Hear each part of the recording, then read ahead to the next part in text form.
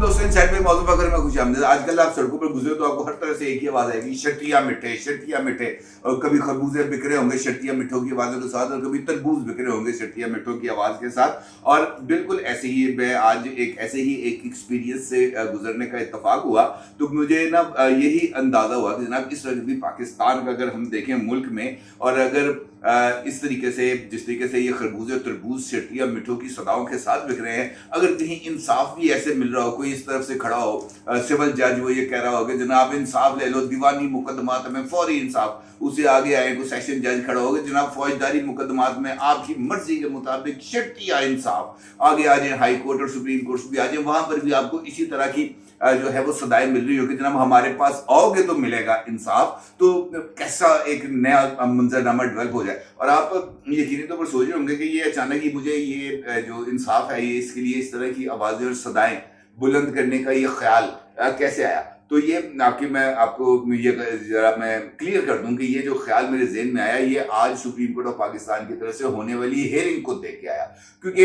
ये जो हेयरिंग थी आज, ये भी तकरीबन इसी से मिलती जुलती थी। किसी के लिए शर्तिया मिठे था और किसी के लिए ये था कि ना हमारे पास आओगे तो मिलेगा इंसाफ। अगर आपने ये समात देखी हो, और ऑल्दो कि अब ये समात जो एक ही दिन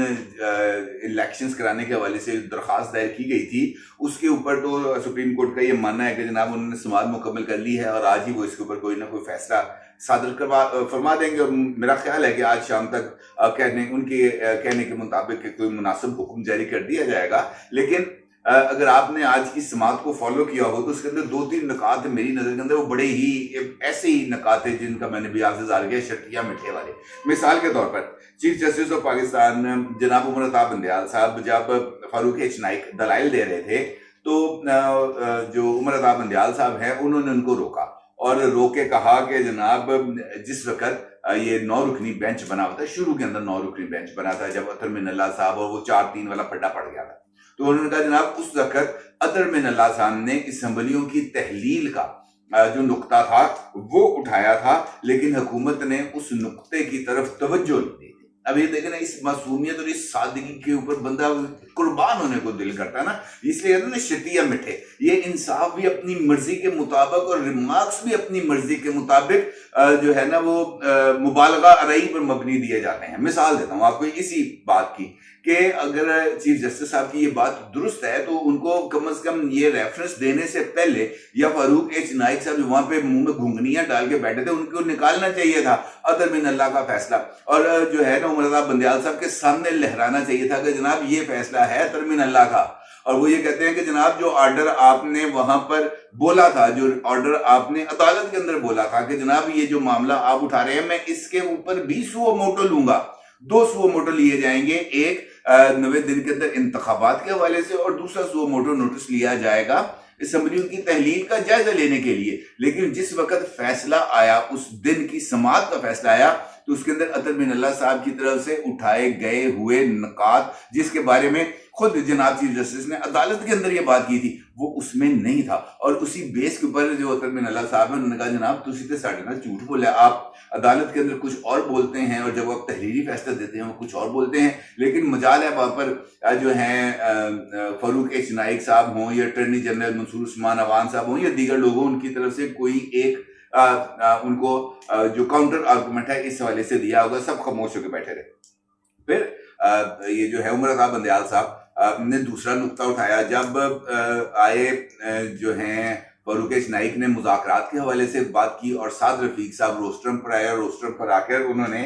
इस बात का जिक्र किया कि जनाब ये मुज़ाकरात आपकी हिदायत के ऊपर हो रहे हैं और इन मुज़ाकरात के अब तक 5 अदवार हो गए हैं और मुज़ाकरात में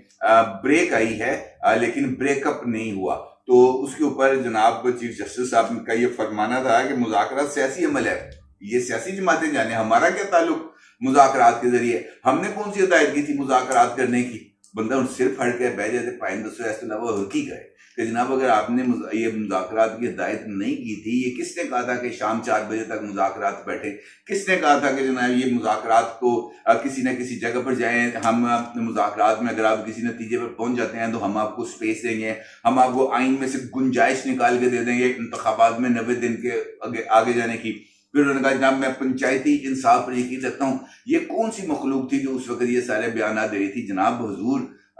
جناب عزت مآب چیف جسٹس صاحب یہ آپ ہی تھے. اور آج آپ کو ایک دم سے وہ آئین یاد آ گیا کہ جناب ایک دن انتخابات پر اگر ہم خاموش ہیں، ہم تحمل کا مظاہرہ کر رہے ہیں تو اس کو ہماری کمزوری نہ سمجھا جائے. جناب کمزوری آپ کی نہیں ہے، یہ بات طے ہے کہ آپ کمزور نہیں ہیں، لیکن جس وقت آپ اپنے ہی انہی دو عملیوں کی وجہ سے، عملی تضادات کی وجہ سے جو سامنے آتے ہیں، وہ ایک ایسی پوزیشن پر آ کے کھڑے ہو جائیں گے، تب وہ تضادات ہی آپ کو ہانٹ کریں گے، وہ تضادات ہی آپ کی طاقت کو سلب کر لیں گے. خود آپ کے ادارے کے اندر سے جس جج صاحب کا آپ حوالہ دے رہے ہیں جناب ترمین اللہ صاحب کا، جب ان کا فیصلہ ہی آپ کے سامنے ایک حقیقت کے طور پر آئے گا اور آپ جب اس کو اپنی من مرضی کے معنی پہنائیں گے، تو پھر اس سے یہ بات ثابت ہوتی ہے جناب کہ آپ اپنے فیصلوں پر عمل درآمد کرانے کی جو پوزیشن ہے وہ جو ہے وہ کھو چکے ہیں، وہ ارادے آپ کے ختم ہو چکے ہیں، اور اس کے نتیجے میں جو چیزیں ہیں وہ اب آپ کے حد سے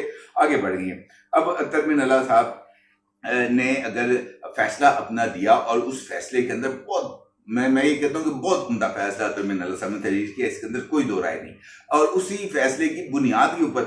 جو ہے اس وقت یہ جو 4-3 اور 3-2 والا معاملہ چل رہا ہے، یہ اسی وجہ سے چل رہا ہے. اور چیف جسٹس صاحب کو اس کا بہت زیادہ دکھ ہے کہ جناب یہ نواز شریف لندن میں بیٹھ کے کہتا ہے کہ جناب ہم تو 4-3 کا فیصلہ مانتے ہیں، ہم 3-2 کا فیصلہ نہیں مانتے. اور آج بھی سماعت کے دوران جب یہ گفتگو ہو رہی تھی تو انہوں نے کہا جناب یہ فروری سے معاملہ شروع ہوا ہے اور آپ 4-3 کے اندر پھنسے ہوئے ہیں، 4-3 سے باہر نکل گئے. آپ نے اس فیصلے کو چیلنج ہی نہیں کیا آج تک، نہ ہی اس فیصلے کو چیلنج کیا ہے، اور نہ ہی یہ 14 مئی کے انتخابات کے حوالے سے کوئی نظر ثانی کی اپیل دائر کی ہے. تو اس کے اوپر بھی میں اگر مجھ جیسا ایک ناسمجھ آدمی کو جو ہے بہت سارے نقاد یاد آ رہے، تو میں یہ سوچ رہا تھا کہ یہ جو فاروق ایچ نائک ہیں، صلاح الدین صاحب ہیں، یا منصور عثمان عوان صاحب ہیں، یا عرفان قادر صاحب ہیں، ان کو یہ چیزیں کیوں یاد نہیں آ رہی؟ انہوں نے کیوں اس بات کا انہوں نے ذکر نہیں کیا کہ جناب یہ جس وقت آپ یہ تمام یہ احکامات صادر فرما رہے تھے تو اس وقت خود آپ اپنی کہی ہوئی بہت ساری باتوں سے پیچھے ہٹ رہے تھے. تو جناب اس وقت جو سپریم کورٹ آف پاکستان میں وکلاء برادری موجود تھی، ان کو یہ کہنا چاہیے تھا کہ حضور نظر ثانی کی اگر ہم درخواست دائر کر دیتے تو آپ نے اس کو بھی اسی ٹرک کی بتی کے پیچھے لگا دینا تھا جس ٹرک کے اوپر آرٹیکل 63A کی اپیل، نظر ثانی کی اپیل لکھا ہوا ہے نا، وہ فائل گواچ گئی ہے، وہ پتہ نہیں کس بلیک ہول پہ چلی گئی ہے جو وہاں سے واپس نہیں آ رہی. اور اگر ہم اس دوران یہ نظر ثانی کی اپیل دائر کر دیتے تو اس نے بھی اسی بلیک ہول میں چلے جانا تھا. اور 14 مئی کے ارد گرد آپ نے وہ فائل نکالی جو ہم نے کہنا تھا کہ یہ اس پر نظر ثانی تو ہم بعد میں دیکھیں گے، پہلے آپ اوریجنل آرڈر پر آپ نے عمل درآمد کیوں نہیں کیا، اس کی رپورٹ دے. اور آپ نے اس چکر کے اندر پھنسا کے ایسا گیڑا لگانا تھا کہ یہاں پر لوگوں کے ارک نکل جانے تھے، لیکن مجالے کسی نے یہ والی بات بھی اٹھائی ہو. تیسرا نقطہ جو میرے خیال میں سب سے امپورٹنٹ ہے، اور اس نقطے میں فاروق ایچ نائک صاحب آ چکے دلائل زیادہ فاروق ایچ نائک نے دیے ہیں، انہوں نے بڑے لمبے چوڑے دلائل دیے، اور انہوں نے کہا کہ جناب آئی ایم ایف کے ساتھ معاہدہ چل رہا ہے، آئی ایم ایف کے ساتھ بات چیت ہو رہی ہے، آئی ایم ایف اسمبلی کی تحلیل سے پہلے بجٹ منظور ہونا ضروری ہے، آئی ایم ایف کی منظوری لازمی ہے، کیونکہ یہ بجٹ جو ہے ہماری یہ خواہش ہے کہ آئی ایم ایف کے ساتھ پروگرام طے ہونے کے بعد بجٹ پیش کیا جائے تاکہ آئی ایم ایف کی مرضی کے مطابق اہداف اس کے اندر ان کو متعین کیا جا سکے، تاکہ پاکستان ایک سسٹینیبل پروگریس کے راستے پر جا سکے. اور پھر اس طرح کی انہوں نے دیگر باتیں کی اکانومی کے حوالے سے، جس پر جناب chief justice of Pakistan mister justice Umar Bandial صاحب نے پھر جو ہے اپنے تاریخی ریمارکس دیے. انہوں نے کہا جناب یہ جو آپ باتیں بھی کر رہے ہیں، یہ باتیں ہم نے اس وقت کیوں نہیں اٹھائیں جس وقت یہ جو مقدمہ تھا وہ چل رہا تھا، اس وقت تو آپ خاموش ہو کے بیٹھے رہے. تو فاروق ایچ نائک صاحب نے جواب دیا، پائن تسی اس وقت سانو سنیا نہیں، ہم تو آپ پر درخواستیں کرتے رہ گئے کہ جناب ہمیں بھی سن لیں، ہمیں بھی فریق بنا لیں، ہمیں بھی سن لیں، ہمیں بھی فریق بنا لیں. لیکن اس وقت آپ نے ہمیں سننا اور فریق بنانا آپ نے گوارا نہیں کیا تھا، آپ پر کچھ زیادہ جلد بازی سوار تھی. جس پر جو چیف جسٹس صاحب ہیں ان کی طرف سے یہ جواب آیا کہ जनाब सुनने वाली बात क्या थी, आपने तो बाइकाट कर दिया था, और जब आपने बाइकाट कर दिया तो हमारी तरफ से भी आ गया जी अस्सलाम वालेकुम, यानी तुसी बाइकाट कीता सी, ਤੁਹਾਡਾ बाइकाट कीता। ये एक ऐसा ये देखे ना वो शर्तिया मिठे वाले इंसाफ है, जिस तरह का मुंह उस तरह का इंसाफ। इमरान खान का बाल्टी ज्यादा मुंह तो बाल्टी ज्यादा इंसाफ, यानी बाल्टियां भर भर के इंसाफ। ये एक ऐसी ट्रेडिशन जो डेवलप हो गई है जिससे अब इनकार मुमकिन नहीं है। अब ये जिससे मैंने भी आपसे कहा कि उन्होंने कहा जनाब के आपने कहा कुट्टी, तो मैंने भी कहा कुट्टी। आपने कहा जी मेरी लड़ाई, मैंने कहा जी मैंने मेरी भी लड़ाई। ये जो ना क्लास जो है प्ले ग्रुप या नर्सरी के बच्चे ऐसे कहते हैं तेरी मेरी कुट्टी, कहता है जी कुट्टी, बस। तो उसके बाद जनाब वो उधर मुंह करके बच्चा बैठ जाता है, दूसरा बच्चा इधर मुंह करके बैठ जाता है, बस इस तरीके ये लड़ाई चलती है। चीफ जस्टिस साहब के दिमाग से मुझे ऐसे ही लगा कि तेरी मेरी कुट्टी होगी, लेकिन इंसाफ के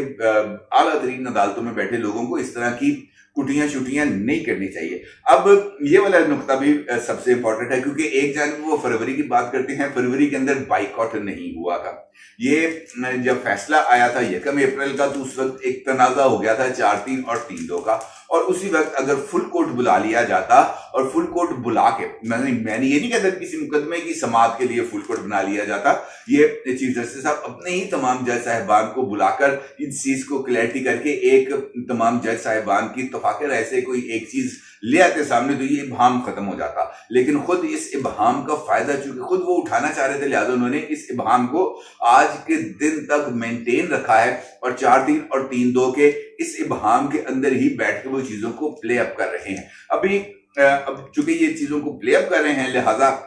हर एक बंदा अपनी मतलब के मानी बना रहा है। अगर आप यहां से बैठकर चीजों को अपनी मर्जी के मुताबिक मोल्ड करेंगे, तो वो लोग जो सियासतदान हैं, जो पार्लियामेंट में बैठे हैं, वो अपनी मर्जी के मुताबिक चीजों को मुड़ोड़ेंगे। इस चक्कर के अंदर जो इंसाफ और कानून है वो बन गया है मुमकिन। अब अगर आप ये कहते हैं कि जनाब आपने ये नुक्ते उस वक्त क्यों नहीं उठाए, तो ये नुक्ता बड़ा वैलिड है कि जनाब उस वक्त आपने सुना नहीं। लेकिन अब भी अगर आप इस बात को सुनने पर आमादा हैं, क्योंकि आप ये कहते हैं कि जनाब नजर सानी की अपील आपने दायर भी नहीं की, अब वो उसका टाइम गुजर गया है, लिहाजा ये 14 मई की तारीख खत्मी है। अगर ये तारीख खत्मी है तो फिर आप ये बात क्यों कर रहे हैं बार बार कि ये चीज आपको उस वक्त उठानी चाहिए थी, ये चीज आपको उस वक्त उठानी चाहिए थी, ये बात आपको उस वक्त करनी चाहिए थी, ये कानून की शिक आपको मुझे उस वक्त बतानी चाहिए थी। इसका मतलब यह है कि ये सब कुछ उस वक्त भी आपके बैक इन माइंड मौजूद था, और आप ये चाहते थे कि ये चीजें आपके सामने रखी जाए। लेकिन चूंकि ये चीजें आपके सामने नहीं रखी गई, जो पहलू आपके सामने थे वो पहलू आपने खुद भी नहीं उठाए। इसका मतलब ये है कि वो इंसाफ जो मिलना चाहिए था, आप वो इंसाफ देने में नाकाम रहे हैं, और इस नाकामी को आपको तस्लीम कर लेना चाहिए, क्योंकि नाकामी को तस्लीम करने से ही आगे बढ़ने का कोई ना कोई रास्ता निकलता है। फिर जनाब जो समाअत है वो अब हो गई है मुकम्मल, और 90 दिन के अंदर इंतखाबात के मामलात अभी तक एक बहुत बड़ा क्वेश्चन मार्क हैं। क्योंकि जब आज समाअत के दौरान अदालत ने पूछा जनाब तुसी मुज़ाकरात करने ने, तो साद रफीक साहब जो वहाँ पे गवर्नमेंट की रिप्रेजेंटेशन कर रहे थे, उन्होंने कहा जनाब ये ब्रेक हुआ है, ब्रेकअप नहीं हुआ। जबकि शाह महमूद कुरैशी साहब की तरफ से ये जवाब आया कि पाकिस्तान तहरीक इंसाफ पीछे हट चुकी है, और अभी जो मुज़ाकरात के अंदर 3 दिन दिए थे उस पर भी इमरान खान ने मेरी बड़ी क्लास ली है, और मुझे कहा कि आपने इनको 3 दिन क्यों दिए, लिहाजा मैं तो अब इस मामले के अंदर जो है वो कोई और रोल प्ले नहीं कर सकता, और हम हुकूमत के साथ मुज़ाकरात के अंदर मजीद शरीक नहीं हो सकते, क्योंकि इस बात की गारंटी कोई नहीं है कि अगर तारीख पर इत्तफाक भी नहीं होता, IMF के साथ मुज़ाकरात भी कामयाब नहीं होते, और बजट भी पेश कर दिया जाता है, तो उसके बाद क्या किया जाएगा। हुकूमत हमें एक तारीख दे दे कि जनाब इस तारीख को हम असम्बलियों को डिसॉल्व करेंगे, तभी कोई बातचीत आगे बढ़ सकती है। अब देखना यह है कि ये जो एक नया कड़मस मच गया है, ये अब कहाँ तक पहुंचेगा, क्योंकि ये सिचुएशन जो है एक खिलवाड़ वाली, वो अभी तक जारी है। ये जो क्रश एक है, वो क्रश आज भी नजर आ रहा था कि वो क्रश मौजूद है। अलबत्ता अब आज की समाअत के अंदर जो मुझे एक अहम नुक्ता